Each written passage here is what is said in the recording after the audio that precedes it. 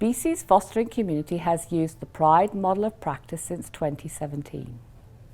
The PRIDE philosophy and competencies fit in with BC's child welfare legislation and policy.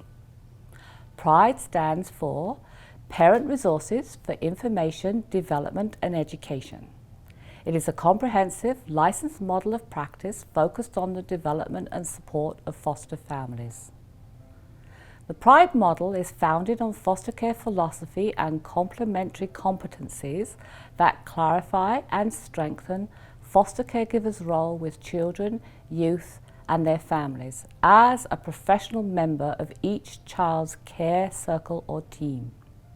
The PRIDE philosophy of promoting children's development, the importance of parents and families, the value of diversity and cultural competence, managing loss, and the importance of teamwork and role clarity are put into action through the 5 competencies of protecting and nurturing children, meeting children's developmental needs and addressing developmental delays, supporting relationships between children and their families, connecting children to safe, nurturing relationships intended to last a lifetime, and working as a member of a professional team.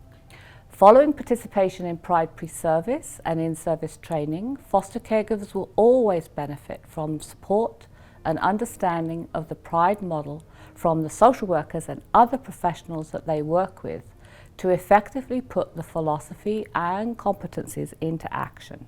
Foundational to building and maintaining an effective care circle or team is role clarity. This is vital for working together as members of a professional team. We want to explore these 2 vital components for success in more detail through a joint discussion. Why is it important to clarify the roles of each team member?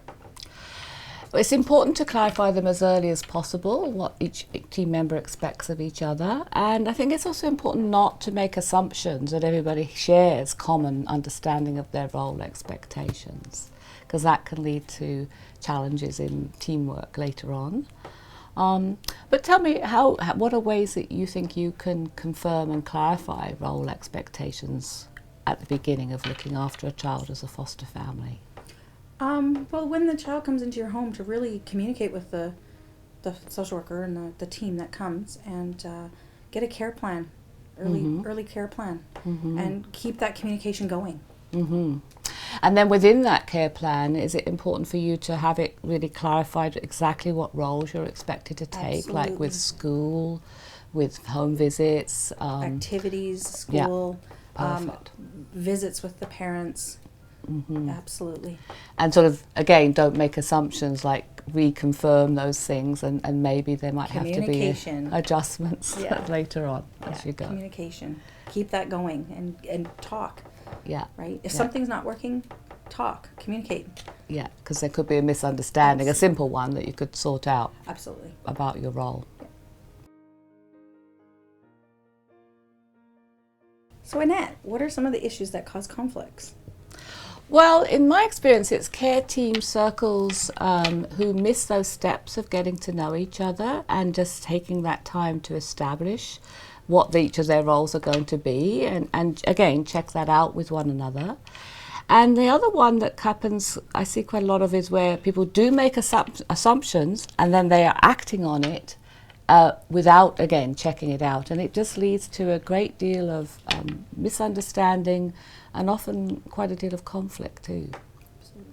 So what about you? What types of things have you seen as a foster parent that can, result in these conflicts occurring? I think, like you said, the misunderstanding of what was said, not reviewing the care plan, and there's no communication with the social worker. But reviewing the care plan is big too, and to get that going right away so that you do have don't come to those conflicts, if that makes sense. Yeah. So, but in reviewing the care plan, again, you're checking out with other members of the team that it's clear what role they're expecting you to take, like what actions, what steps, what are the goals you are working on as the foster caregiver. But it's then clear to you also what they, the social workers and other care team members, are working on as well. And I also think getting together as a team and reviewing your notes and reviewing the care plan and updating it as the child grows into foster care, and it might need to be changed. So the good news is you can reduce a lot of those conflicts and concerns through having that ongoing communication and keep being open to reflecting together on how you're actually doing, like, and making adjustments again as you go. It's an ongoing kind of process you have to keep doing together. Yeah. Great. How do you work as a member of a professional team? Well, teamwork is so important to effective foster care that it's been included in both the PRIDE philosophy and the PRIDE competencies. And the PRIDE model totally clarifies what is the role of a foster caregiver as a professional team member. And in order for them to be effective as a professional team member, all other members of that team have to understand the foster caregiver's role and obviously welcome them and include them as a professional team member.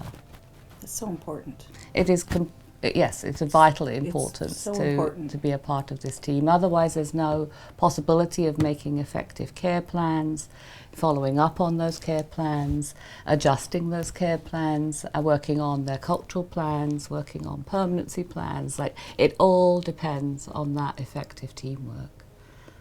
So tell us, in your experience as a foster caregiver, what does effective, successful teamwork look like?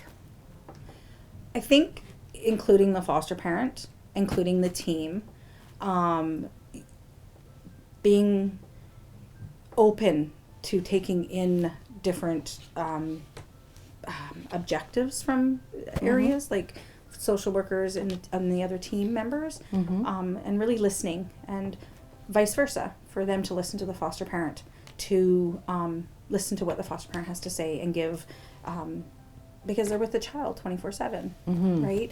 So they know kind of what to expect and what's coming up, if you will. And have a lot to obviously to contribute to the team Absolutely. from all that knowledge that they have. And do you think it's important that a team sort of takes the time to take a look at themselves, like evaluate actually how they are functioning together as a team from time to time? Absolutely, that's very important, because if they don't have a good rapport with each other, the conflicts happen between the team, and it's very important that everybody get along, you know what I mean, and have that relationship for this child. And so if it's a team that takes that approach, that everyone looks collectively together at how we're working as a team, it doesn't sometimes feel like only the foster parent is feeling, hey, I need to ask this team about how we're working together, because they might be feeling excluded. So, that can feel challenging sometimes. But do you think it's still important that foster caregivers do bring that up to their team if they do feel excluded? It's very important, because they shouldn't feel that way, and it's very important that they bring these issues up that they have with the care team. Yeah, because we just know that it's that effective teamwork that's going to make all the difference for the outcomes for that child. Any children living in that home, the outcomes will be far better when the team's working close together and communicating. Absolutely, I agree. So Raquel, how do you work through challenges with the team that you're in?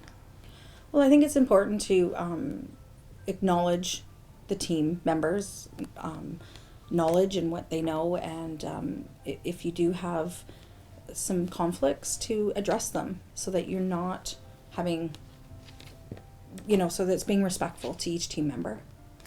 And sort of clarify exactly what the conflict is, maybe, like what is perhaps the source of the conflict. The root of the conflict, to discuss it, and to respect the whole team as a team, and I think that would work through the challenges.